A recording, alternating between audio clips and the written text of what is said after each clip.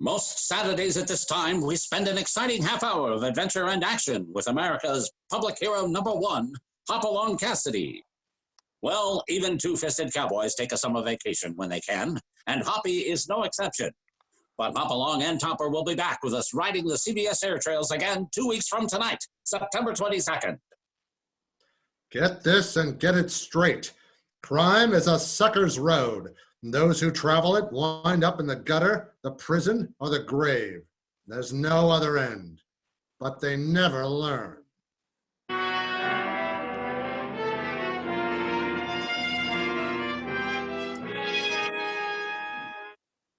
From the pen of Raymond Chandler, outstanding author of crime fiction, comes his most famous character in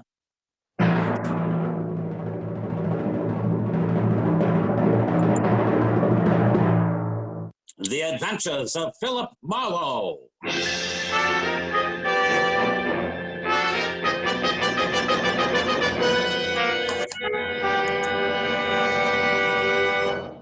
Now, with Larry Shaw starring as Philip Marlowe, we bring you tonight's exciting episode. The medium was rare. Let me out of here. I've got to get away. And this is the time.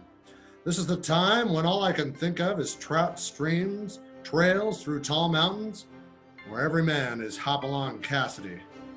I was sitting in my favorite restaurant telling Mary, my favorite hash slinger, all about it.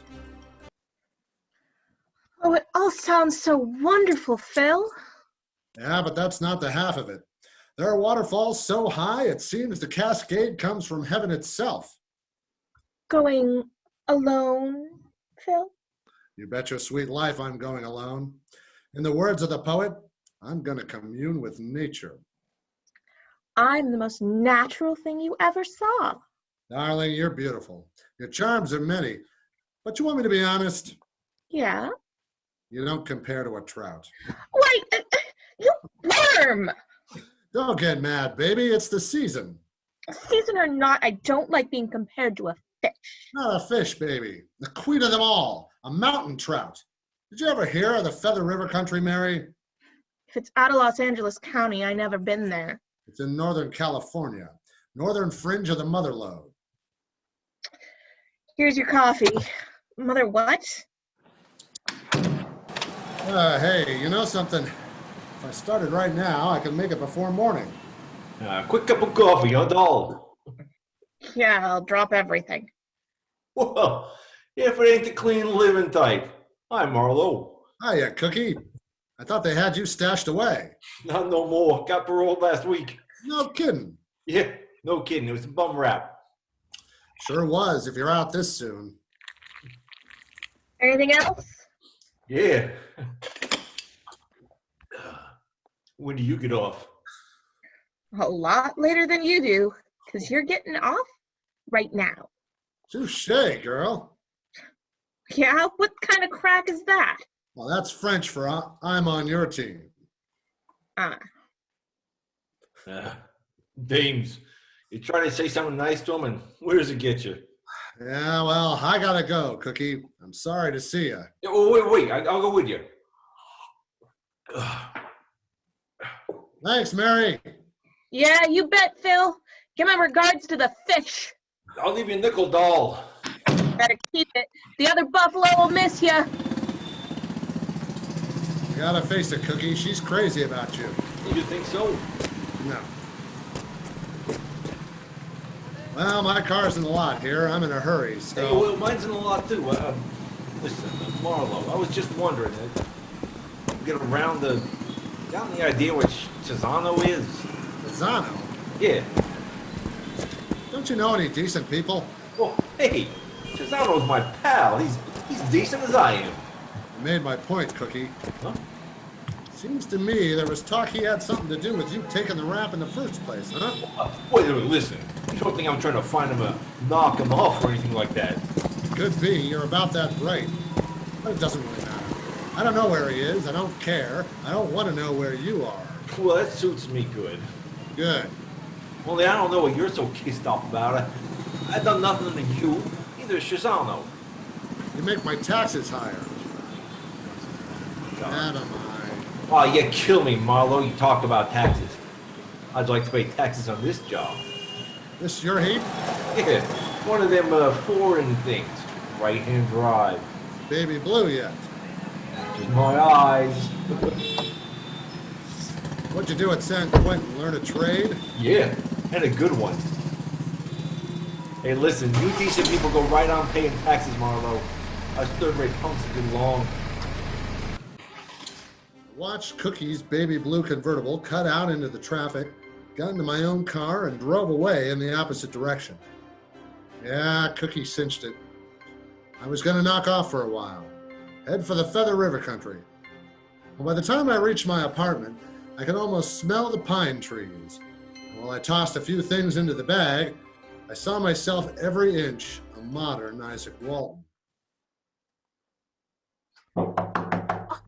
Oh, You're Philip Marlowe? yeah, that's right. Oh, I'm so glad you're here.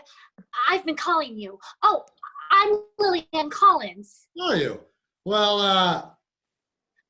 I told Pat not to wait. who's Pat? The taxi driver. Ah, him. May I come in? Oh, yeah, well, I guess so. Thank you. Mhm. Oh, you're packing. Or are you unpacking? I'm packing. I'm going to the Feather River country to go some fishing. But you can't. What? You can't be going anywhere. I need your help, Mr. Marlowe. I really do, desperately. No, well, I just thought I'd take a few days off to get some rest and Oh, relax. of course, I'll pay you whatever's customary. I just don't know where to turn, and somehow we've got to locate them quickly. Leonard should be back within a week. Now, wait a minute. Sit down, Mrs.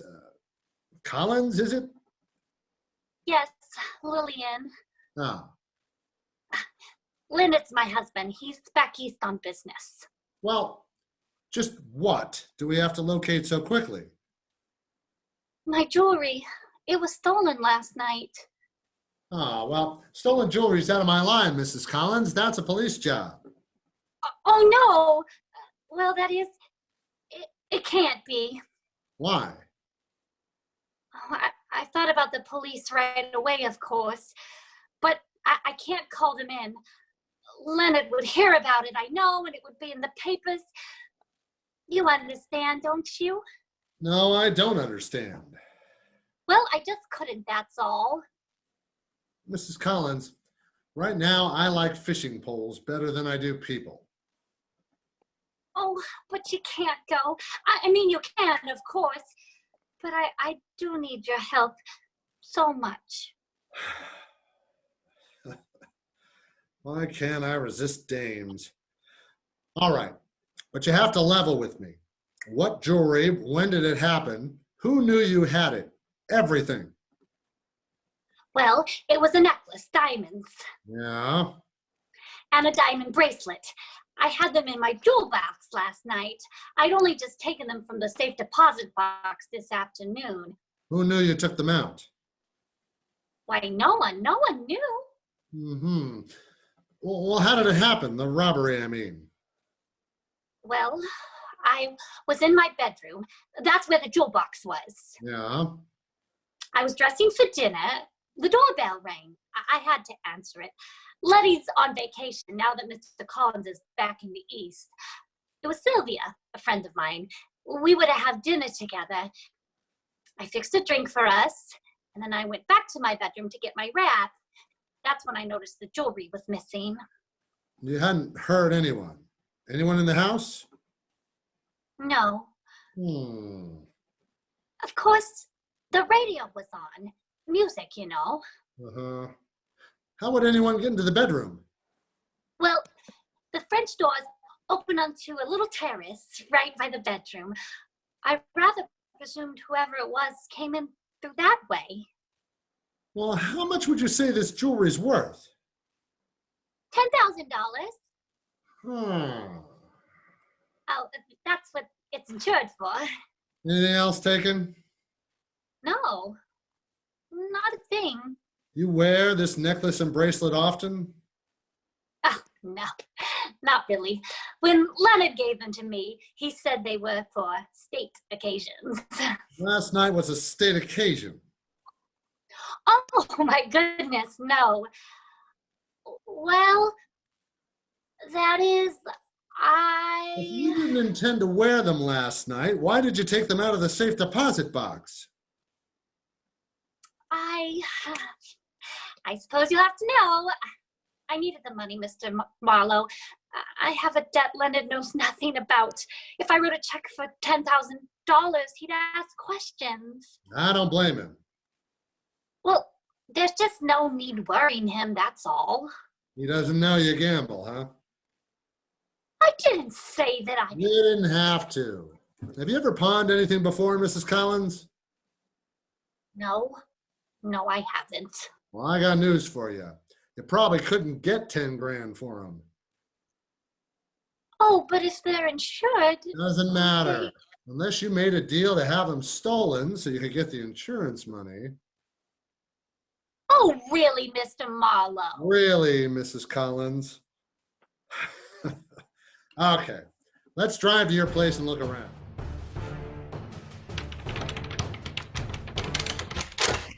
Jimmy'd all right. Didn't it bother you to stay here last night after it happened? Oh, I didn't. I stayed with Sylvia in Westwood. Told her about the robbery, huh? Well, no. No, I didn't. I started to, but then I was afraid I would have to tell her too much. Mm-hmm. Did you stay there last night and then come over to my apartment by cab this morning? Well, I came here first, then to your apartment. I wanted to be sure nothing else was taken. Then I decided to get in touch with you and had Pat drive me over. That's the taxi driver. He's practically my chauffeur. His stand is right out in front of our building. I'm one of those native-born New Yorkers who never learned how to drive. Mrs. Collins, Are you sure you're telling me everything you know about this?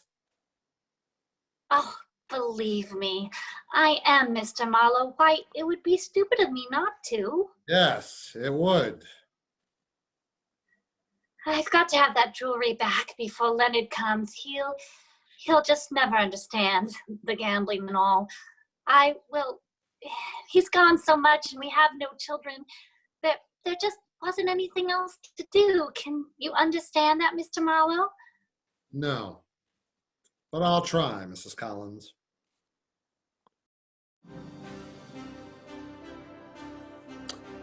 There was something tragic about her. A woman of means and advantage who was husbandless part of the time and childless all of the time. I suppose that isn't an easy life. But surely there must be other ways to fill the emptiness, huh? Well, Lillian packed a small bag and asked me to drive her to Sylvia's. As we walked toward my car, a grinning taxi cab driver leaned out of his cab. Take you somewhere, Mrs. Collins? Not this time. Thanks, Pat. I'm freeloading. Okay, but don't make a habit of it. I gotta earn a living, you know. I know. See you later, Pat. Oh, he's awfully nice, Mr. Marlowe. Yeah, he seems to be. Tell me about your friend Sylvia. Oh, well, there's not much to tell. She's a nice person. A widow. Oh, she just lives a block or so from here. Turn on Wilshire to your left. Okay, tell me, does Sylvia have money? I guess so. She seems to, anyway. Has a lovely apartment, a nice car, all the symbols, anyway. Why? I just wondered. Oh, by the way, if you don't want her to know you've hired me, maybe you better tell her I'm a business friend of your husband's, huh? Just drop by as you were leaving the house, something like that. Oh, yes. Yes, that's a good idea. Yeah. It's in this block. The big green apartment on the right side. Okay. Huh. That's funny. Is it? Oh, yeah. Oh, there's a parking place. Wonder what Cookie's doing around here. Oh, a friend of yours? No, not possibly. That car parked there, that foreign job, baby blue. Yeah, that's Cookie's, all right. Oh. Sylvia's apartment is the first one on this side. You really don't have to come in, Mr. Marlowe. The name's Murphy, remember? Old friend of your husband's. Yes, that's right. I'll come in to carry your bag and to meet Sylvia. I'm very partial to wealthy widows. No, really, Mr. Marlowe. Do you think you will find my jewelry? Well, I've got one idea so far, Mrs. Collins. If that doesn't work, well, you leave it up to me, huh? Oh, here we are. Oh, Will, darling, I'm so glad you're back. Oh, hello. Hello. Sylvia, this is Mr. Murphy. Oh, yes, of course. Mr. Murphy, Sylvia Jennings. How do you do, Mr. Murphy? How are you? Well, come in, both of you. I was just getting ready for a swim. Oh, sounds wonderful. Maybe I could scare up a pair of trunks for you, Mr. Murphy? Oh, thanks. No, I've got to run along. I just stopped by Mrs. Collins looking for her husband. Mr. Murphy's from out of town. Known Leonard for years. I was all packed and ready to come over here. So I brought her. Well, you know, you don't have to explain anything to me.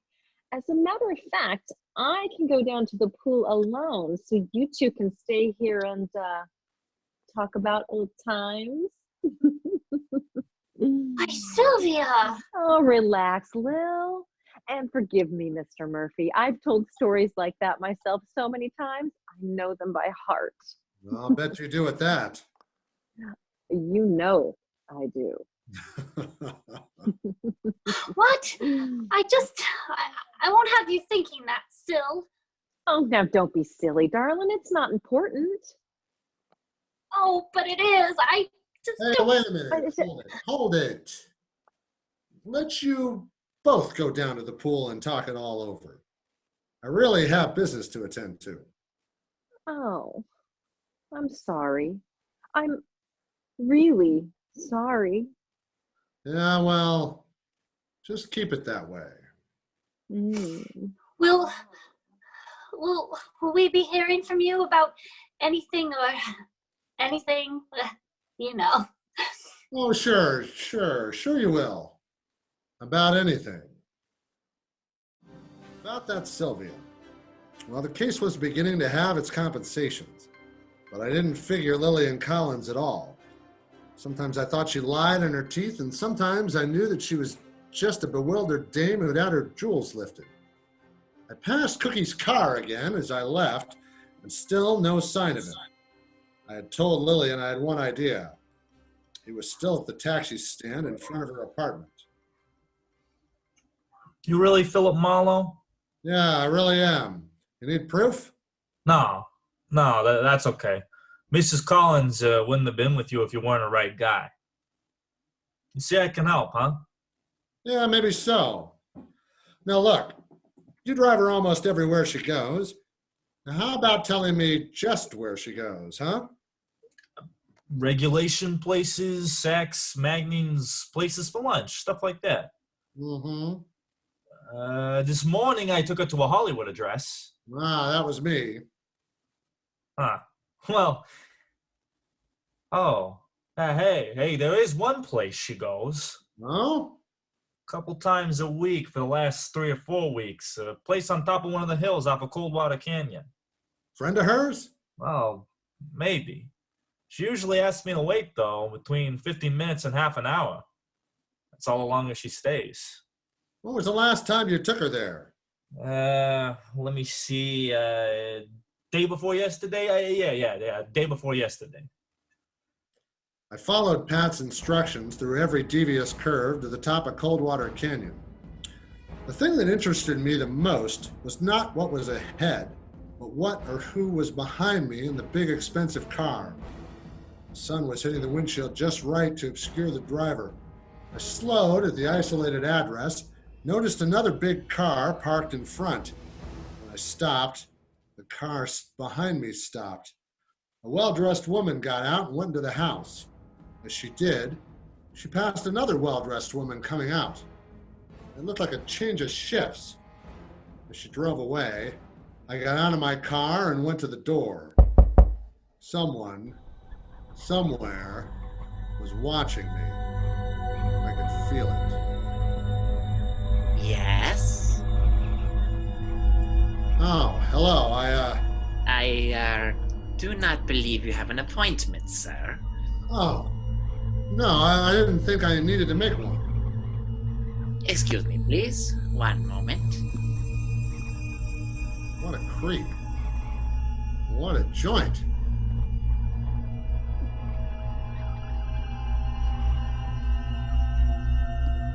You, will come in, please? Yeah, thanks. May I inquire, sir, who referred you here? I have to have a reference? Madam must insist on references, sir. Oh, she insists. Yeah, well, I'm a friend of Mrs. Collins.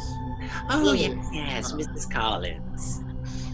You will follow me, then. Madam will see you now. Yeah. More to the point, I will see Matt. I followed the Peter Lorre character down a darkened hallway. As far as I could tell, there was no door ahead. It looked like a blind alley. Even in the darkness, I sensed that someone could see me. I didn't have long to think about it. Just when we reached what looked like an impasse, the little man ahead of me pulled some heavy drapes aside and nodded for me to enter. I walked into a room that was heavily draped on all sides, pungent with the smell of incense.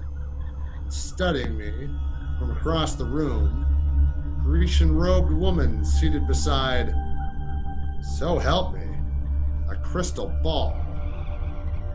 You will come in, please, and be seated. Yeah. Hush! You see, huh? You will remain silent. It is very necessary, your silence.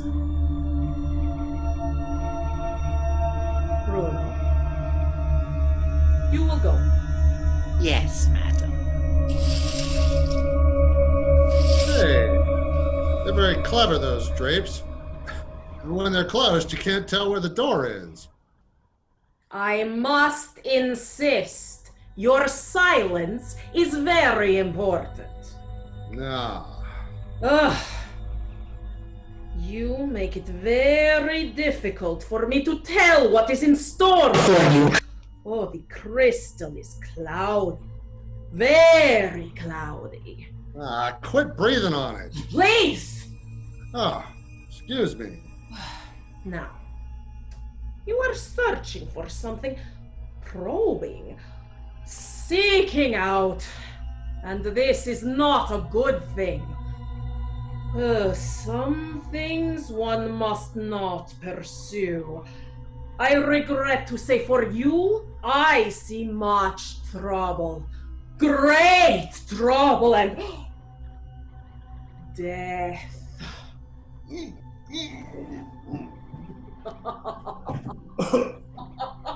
You are in need of rest, my friend. Rest and sleep. A long sleep.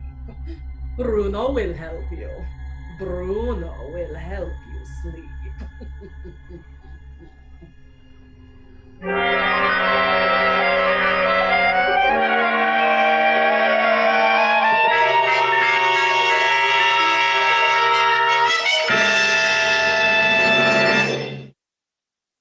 In just a moment, we will return to the second act of Philip Marlowe. But first, through the years, the Red Cross has helped the victims of disaster, brought comfort to servicemen in camps and hospitals, and to their families. Today, with the country rising to meet the challenge of aggression, the Red Cross has been asked by the government to undertake tremendous tasks. By giving generously to the Red Cross, you will help mobilize for the defense of your families, your community, and the nation. Give as much as you can to the American Red Cross.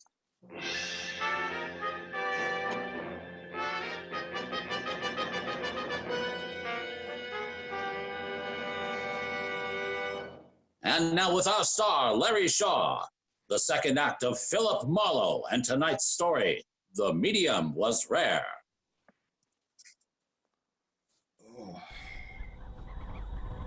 Madam's prediction was suffocatingly accurate.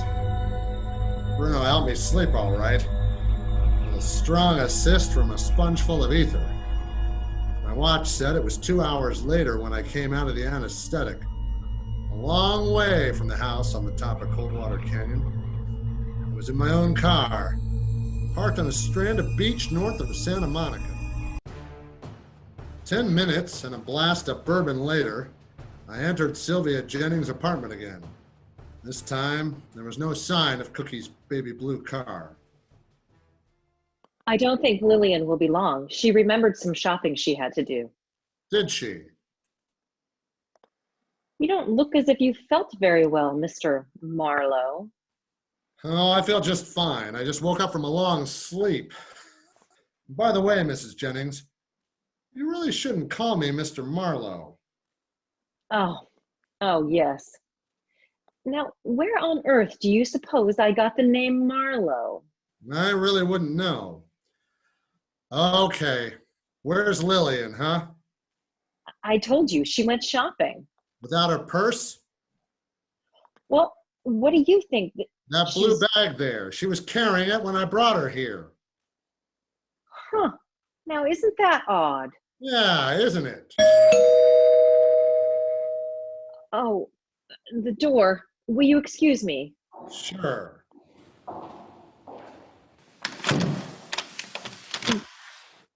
Yes?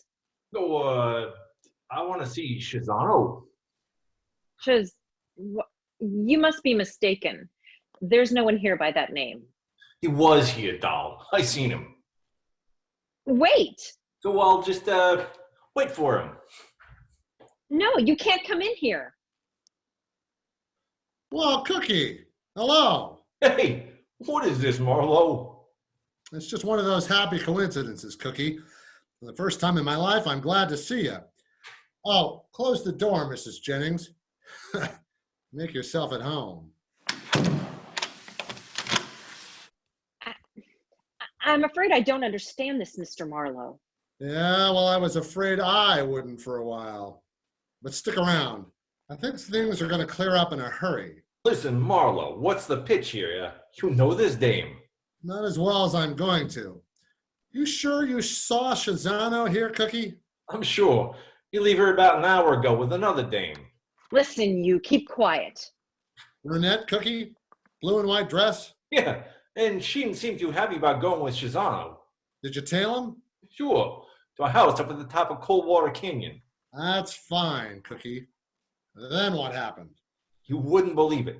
I'm all set to move in, talk to Shizano, when some jerk jumps me and stuffs my face full of a sponge thing. It was loaded. You passed out? Gee, for a while. And when I wake up, I'm sitting in my car, big as you please, down at the bottom of the canyon. I figured Shizano started from here. He'd be coming back, so I come back. And here you are. Interesting story, isn't it, Mrs. Jennings? None of it's true. Of course not. How'd you get a line on Shizano, Cookie? Look, there's talking down he's got a new racket. Got something to do with a rich doll. Do you know who this dame is? Tell me. She's right out of the blue book, that's who. I don't figure her with Shizano, except I gotta believe what I see. Yeah, Cookie, me too. And maybe you two will believe this gun if you see it. What? Stay where you are and keep the hands up. I knew I'd get to know you better, Mrs. Jennings. Stop me if I'm wrong. You set up suckers, wealthy females. Con them into visiting Madam, who tells fortunes based on what you've told her. You're crazy, and you're in no position to talk. Yeah, maybe. Then Madam predicts some trouble for him, huh? Warns him of the dangers ahead. Oh, shut up. Like maybe your jewelry isn't safe where it is. Take it out of the bank, keep it at home where you can watch it. Lillian. And when your poor stoop does that, you come in the front door and Shazano goes in the back to cop the jewels. I said shut up. Hey, Marlowe, you think that's the deal? I think that's the deal, Cookie. Oh, Doc, please, you're breaking my arm. Only if I have to, baby. Get the gun. Hey, sure. And bring Mrs. Jennings along, Cookie. 3 of us are going to have our fortunes told. How about that, Shizano? What a sweet deal he's got. I didn't figure him for so smart. He's a big brain, all right. Wait till he hears we're cutting in on him. Sharing the take. Huh? This way everybody makes dough. Me, you, Shizano, even little doll here, huh? You leave me alone. Easy does it, Cookie, huh? You're pretty smart yourself. How'd you figure I was going to make a business deal with Shazana? You're no chump, Marlowe. I got every Seamus figured. You're all looking for that one big, sweet deal like Shazano's got to move in on. It's a natural. Yeah, you're right. Shazano will never go for it. He's got no choice, doll. Oh, hey, watch it, Marlowe. There's a geek in a prowl car ahead of you. Yeah, I've been watching it. Where's Mrs. Jennings' gun, Cookie? Right here, why? Give it to me a minute, huh? You ain't gonna plug him. Come on, give it to me. Okay, I don't get you. Thanks.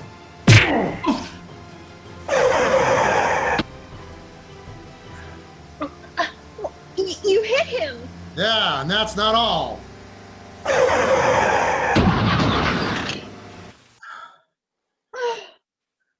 What are you doing? You ran right into that police car. That's the way I played it, honey.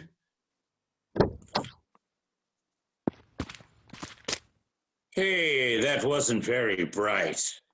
Oh, Mr. Marlowe. Got a couple questions for customers for you, officer. I had to move quick. Why, sure, but, Oh, no, you don't. Ugh. Oh, yes, we do. The lively one's got a great racket. I'll tell you about it later. Ugh. Cookie over there wants to see his parole officer. you want me to take them in? I sure do. And tell your brethren to come to 6956 Canyon Rim, top of Coldwater Canyon right away, with their muskets loaded.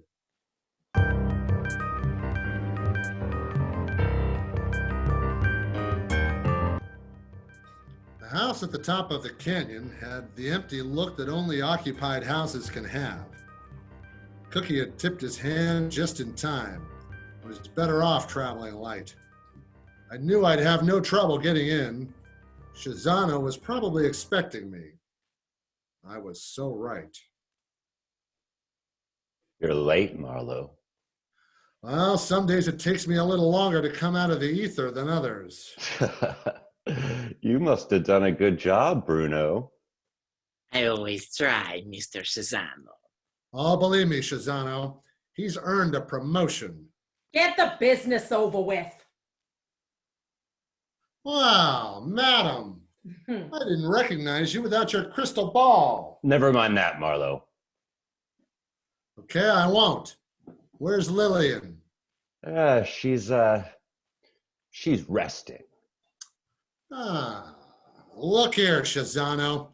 Your nasty little racket here is one thing, but kidnapping is another, huh? Yeah, and murder is something else again. You forced us, Mr. Marlowe. I warned you not to probe. Shazano, listen, I'm not kidding. If you've done anything to Lillian, I'll take you. Oh, she's perfectly safe. She's not been harmed yet. That's right. Not yet. She better not be. Oh, there you are, Lillian. What? She can't be. There's no one there.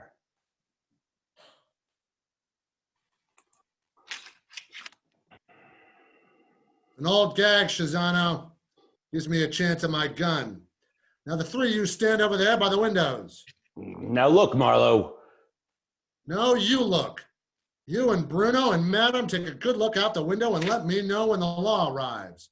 You know, Madam, even without your crystal ball, I could see trouble for you.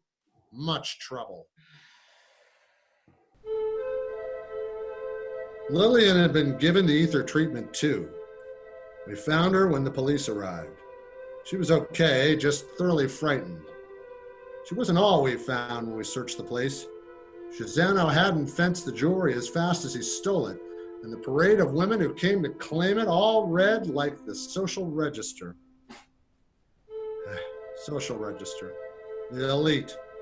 The 400. Yeah, well, I know a place where the 400 give way to 4,000 luscious, lovely mountain trout. Oh ho, the forest primeval. Murmuring pines and the... Yeah, you know what? I don't think I'm gonna make it.